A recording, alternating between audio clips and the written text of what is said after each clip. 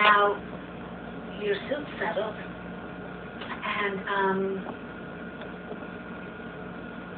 bring us up to date to this point, as well as how you feel retrospectively about the whole situation, what you would like to do now. Are you under a gag order presently? Are you not? I'll give you the history. Okay. So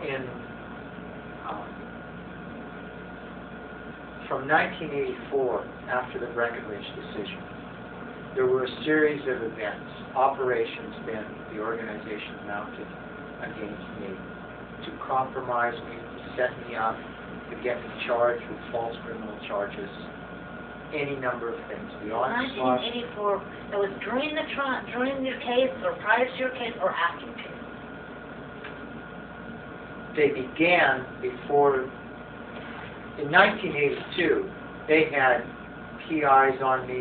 I was assaulted. I was driven into. They tried to get me in a highway accident. They harassed me day and night for well over a month. Then, as a result of the court's comment about this kind of activity, they backed off.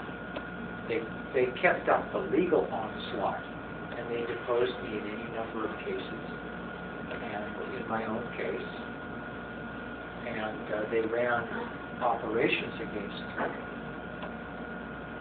Okay.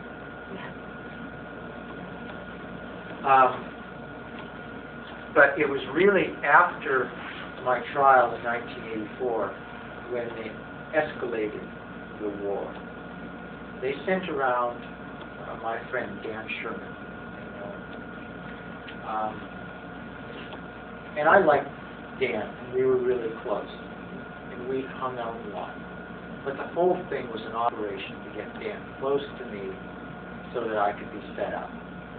And what they tried to do through Dan was to convey to me the idea that there was a group of people inside the organization who wanted to reform it, who wanted to get rid of the criminal element at the top of the organization and have it revert to its pre-Guardian's office, pre-criminal days. Get rid of the criminality. Now, so at this point, were you supportive of that effort on Danny's part? Well, at first, all it was him telling me that there was this group of people. And then he would send me messages from them. And then gradually I built up a relationship with them. These people claimed to be a core group of 35 people inside the organization who were working covertly because of their fear that should it become known that they wanted to reform the organization, they said they were afraid for their lives. So at this point, despite everything you know about Hubbard, you must have had some faith in the technology of Scientology. Or am I wrong? Am I mistaken? I mean, if you thought, well, we could restore this organization to its original intention to be, this maybe humanitarian group or maybe...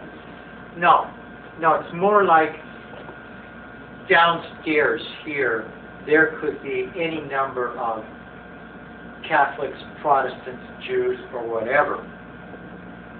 But I support the cause that they're involved in. And it's that sort of way. I did not consider myself a Scientologist, but if Scientologists want to continue to be Scientologists and at the same time clean up the criminal element in the organization, I can support that without myself being a Scientologist. So I supported their intention of reforming the organization. And I didn't know who they were. I'd never spoken to them, so it was sort of a support from a distance. There was nothing to do. He was relaying this information to me. Then they initiated a dialogue with me. They wanted to communicate with me, and they would send messages via Dan. The message that they really respected me for what I did, the integrity that I showed during the trial, so on. I got a phone call one night from one of these guys, just after the trial, and just the day before I was to fly to London to testify in the child custody case, the one that Jolly West quoted from today, the Leahy decision came out of that trial. And I went over there and testified. Well, the night before, I received a telephone call from one of these people claiming to be one of the 35 loyalists. And he said, we can get your PC folders. We know you want your PC folders. We can get them for you. Oh, okay. What do I have to do? Oh, well, you'll have to drive to a certain place in Los Angeles. No, this is a different, I never went. I never bit. I never rose to the bait on that occasion. I said, well, to me, this could be construed as accepting stolen property, and it also could be an attempt to stop me because of the times that were involved, to stop me from flying to London, because they did not want me testifying in the trial. So I said, as much as I'd like the PC folders, I can't do it. In any case, I flew to London to testify. There in London, I was harassed at Heathrow Airport by private investigators, and they in fact wrote sworn affidavits that I was observed passing sealed documents to a bearded Arab in the Old Cock Tavern, pardon me. Now, on a particular Tuesday night. Now, I had in fact been at the Old Cock Tavern for lunch on the day previous, but I was not there on Tuesday night, and the whole thing was concocted. But that's true to form of Scientology, you know, manufacture evidence. So they, you know, a Scientology operative will swear to anything. So the fact that it was a sworn affidavit doesn't mean anything. But it was just another piece of the ongoing operation to compromise and set me up. I returned to the U.S. and then I was contacted by two people. One of them was David Kluge, who I only knew at that time as Joey, and the other one was Mike Rinder, who I'd known from inside the organization in the Sea Org. And both of them, and all this was videotaped illegally, covertly, by Gene Ingram. And I didn't know at the time, and I talked to them like... This was the meeting in the park. Right. The famous meeting in the park. Right. You know, and there was a series of meetings in the park. Right. But I talked to them like I talked to you, and my language was atrocious. You know, and I made bad jokes, and just rotten. I had a foul mouth at the time. I was also, you know, I mean, I could pick up that there was something weird going on, because what they would tell me off camera seemed to be so different from the questions that they're now were sitting on a park bench and they're talking to me. And I was completely open about the whole thing, but I also knew that there was something weird about it. So a lot of what I'm saying on the videotape reflects that aspect of the thoughts that are going through my mind about how strange this is. But there are some really funny things that occur. If you've never seen the videos, they're very, very funny. You know, I don't know, too, that the videos were ever shown. What I do know is that a transcript of these meetings was published in Freedom News Journal. Right, a part of in part, but it was very interestingly written, because it would say, it would have a quote, and it might be a sentence, and then it would say, and then he said, and the rest was all just like editorial, and then he said this and this and then there would be another quote. And I thought, well, if instead of this, why didn't you just publish the dialogue? Why are you giving me your interpretation of what he actually said? True to form. Of course. And it amused me. I was still involved in Scientology, still a believer. I saw this, I have to tell you, this shook me, because I went, this is nuts. Who could ever believe this article? And I was truly, truly committed to the organization at this point. But it really made me go, please, this so discredits them. Why would they do this way? When they first broke the videos in 1985, up in the Christopherson trial, before they were shown to the jury, the judge viewed the first two videos, and he viewed them in his chambers, then he came back out, and he said, these are very damaging to the church. Right. And they polled the jury after the trial, and they said that the videotapes of me only proved one thing, and that was that fair game was alive and well in 1985. So the Scientologists are so blinded. Here's the way I think it went down. People are reporting to Hubbard through this time that they have an intelligence connection to Armstrong. And Hubbard hates Armstrong, because I've been saying all these things, and they've been telling them that I took the documents. Pull back the curtain. I mean, out of what I did came the Breckenridge decision, which stated this guy is paranoid and schizophrenic. I mean, just the worst thing you ever wanted to hear. But true. But the organization could never tell Hubbard the truth. And Hubbard never could hear the truth. So there's a perfect situation there for Hubbard to get a partial truth. And it always happened inside the organization. Then he would issue an order. He would issue an order in this case like, get that into evidence. That'll destroy Armstrong. Because they're telling him, we've got videotapes of Armstrong saying this. And of course they take one line out of context, but that's the big win that they want to convey upline to Hubbard. And of course Hubbard doesn't get the whole picture, but now he has issued an order.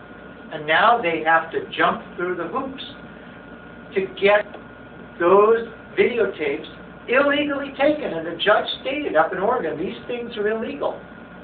But they fought to get them in.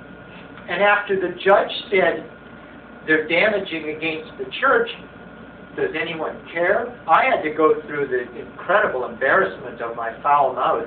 And I didn't know, did I pick my nose? How did I, there's 4 hours of videotape. I was a total jerk. Right? But I understood. I mean, after a while, it was terrible to me up in the Christopherson trial. When I knew that my friend Dan Sherman had set me up, that the whole thing was a setup, that they videotaped all of this stuff, the betrayal was so awful to me. I was suicidal for just days. I walked out of the courtroom. The judge got rid of the jury, sent everyone home, and he was busy watching these things in there. And I'm alone out there in the courtroom for an hour. And then, one of the Sino lawyers walked in and made some complaint about me being in the courtroom. So I walked outside, and we were on the 3rd floor of the courthouse. And there was, the stairs came up like this onto the 3rd floor, and then they went around like that. So there were 2 places where you could look down 3 floors onto the marble floor below, and it looked just hard enough that it would do the job just smack. And I really considered it for a long time. I walked over to the railing of one of these areas, and I looked down, and I was just contemplating just ending it right there. And then I realized that down below was a set of payphones, and that someone crossed over there to the payphone, and I realized that, here I go to end it all, and I take some innocent guy out walking to the payphone, so I couldn't do that. So I walked over to the other one, thinking, well, here's an opportunity, and there was a bank Coke machine. So I, just out to save some other poor guy. I didn't take my own life at the time, but it was horrible. I came just so close, and my heart, it was incredible pain. One night I just couldn't sleep. There was pain that I just couldn't, couldn't breathe. And awful. Went on for some days, over a weekend, and then into the next week. And I went, they had me on the stand for 10 days, 7 or 8 of which were cross-examination with the great Earl Cooley. Anyway, so that's what happened in 1985, and they just continued after that. Then they culled my PC folders, and they sent all the most scurrilous stuff out of my PC folders, and they filed the stuff in my case in LA Superior Court. Well, you hadn't known that was going to happen. Well, I mean, you get a sense, but you really can't believe it until you see it. And then you can't believe the twist that they and their lawyers put on it. And there was this dream I had.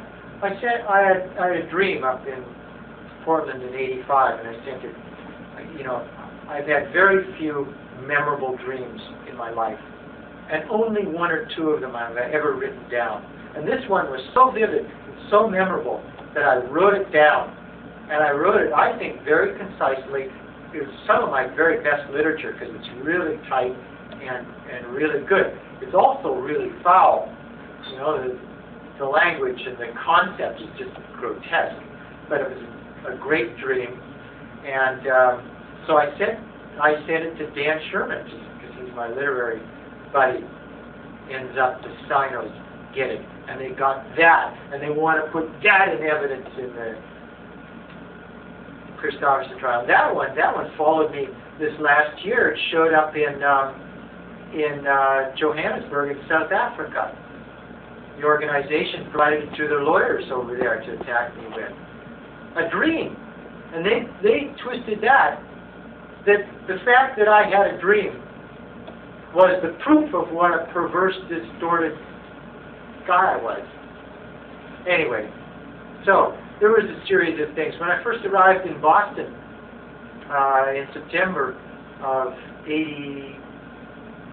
'85, well, October of '85, they attempted to bring criminal charges against me with the FBI for impersonating an FBI officer. 5 times they brought either flat-out criminal or quasi-criminal contempt charges against me. And they tried the same thing in Marin County. Gerry, let me stop you here for a minute. What motivates you? I mean, why on earth wouldn't you say, I did this, I messed up, I made a wrong choice, I'm just going to go away now and have my life.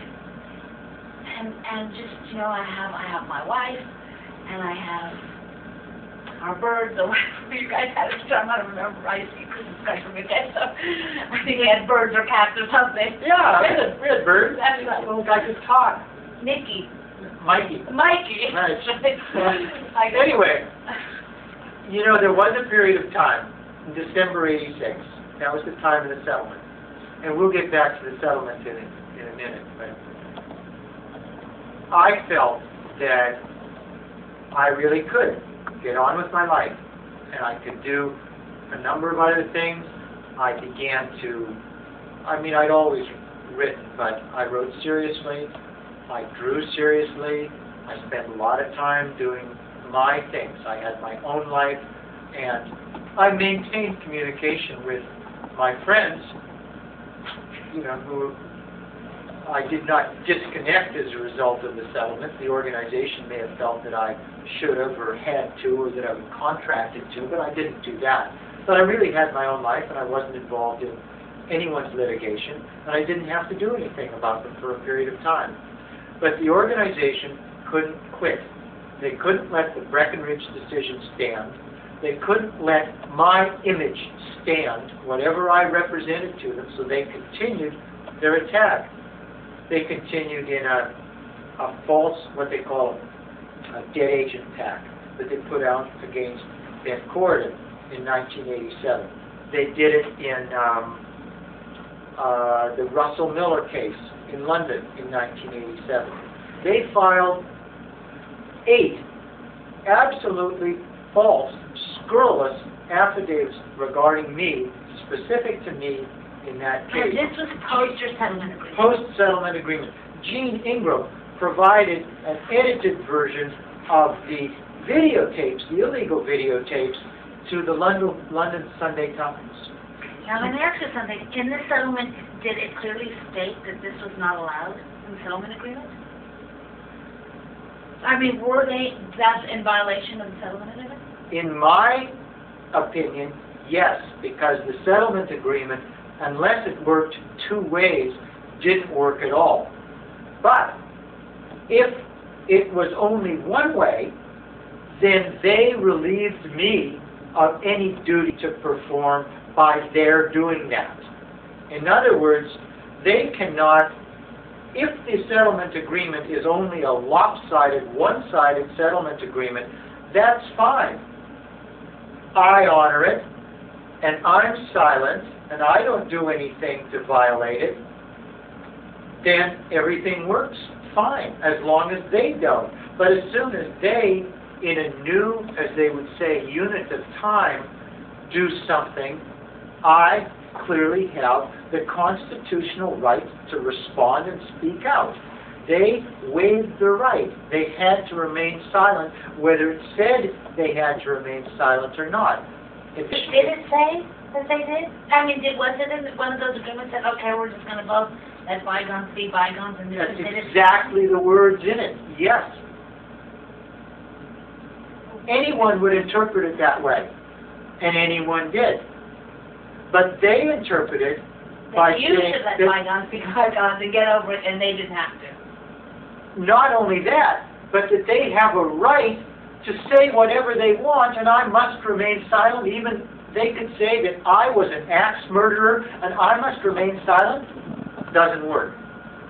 But not only that, but I realized that my silence was in fact an obstruction of justice, because all of those people who depended on my testimony, and I have great testimony regarding the fraud of Scientology, was vital to anyone who had been defrauded by Scientology. So I felt that I really have a right and a duty now to stand up to the organization. You were feeling like you wanted to get over it, and you wanted to leave it alone, and you wanted to get on with your life for a period of time until they began to lash out at you. At which point you said, hey, I don't need to lay down for you to run over me. Well, there was a series of, even though they published the Corydon Dead Agent Pack, even though they published the material in the Russell Miller case in 1987, shortly after the settlement agreement, I didn't do anything. And I didn't do anything until I got a series of telephone calls from Larry Heller, organization attorney, threatening me with being sued if I were to even testify pursuant to a subpoena. So I knew at this point, this has gone too far. And what happened was, I was subpoenaed to testify in a deposition in the Ben Corydon case. Toby Clevin subpoenaed me. Now, I had maintained some communication with Ben because he's my friend.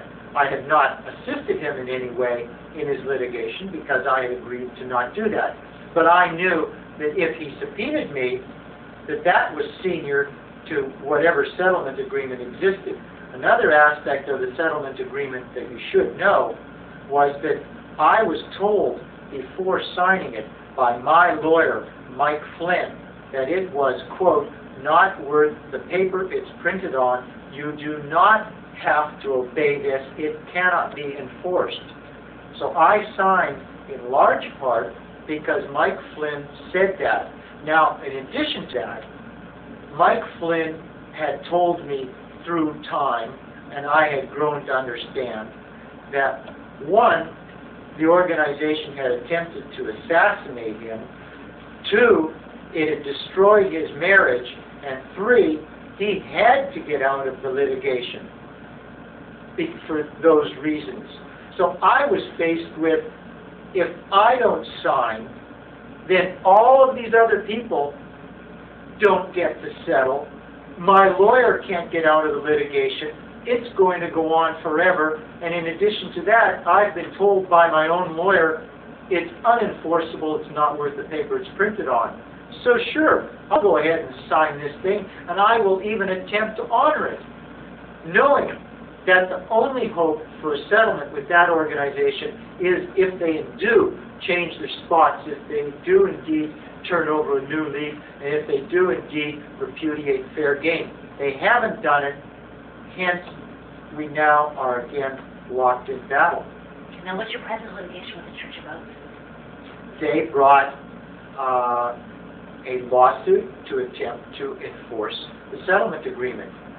In May of this last year, there was a hearing here in Los Angeles Superior Court in front of Judge Sohigian. The organization claims that they got a great big win out of it and that I am enjoined pursuant to the settlement agreement. Not true. Judge specifically said that he would not enforce the settlement agreement other than one very narrow issue. The very narrow issue is that I cannot, except pursuant to a subpoena, assist someone intending to file a claim or pressing a claim against the organization. Now, in that, we are appealing even that narrow ruling because that's unenforceable. Because if you construe that this video could possibly indirectly help someone in the future, I can't do this. And not only that, but if you consider that my existence indirectly or directly helps someone, then I am obliged to take my own life. In other words, that I must stop breathing. It's unenforceable. Hence, I feel that I am completely at liberty to associate with whomever I want, to talk to whomever I want, and I act in life that way.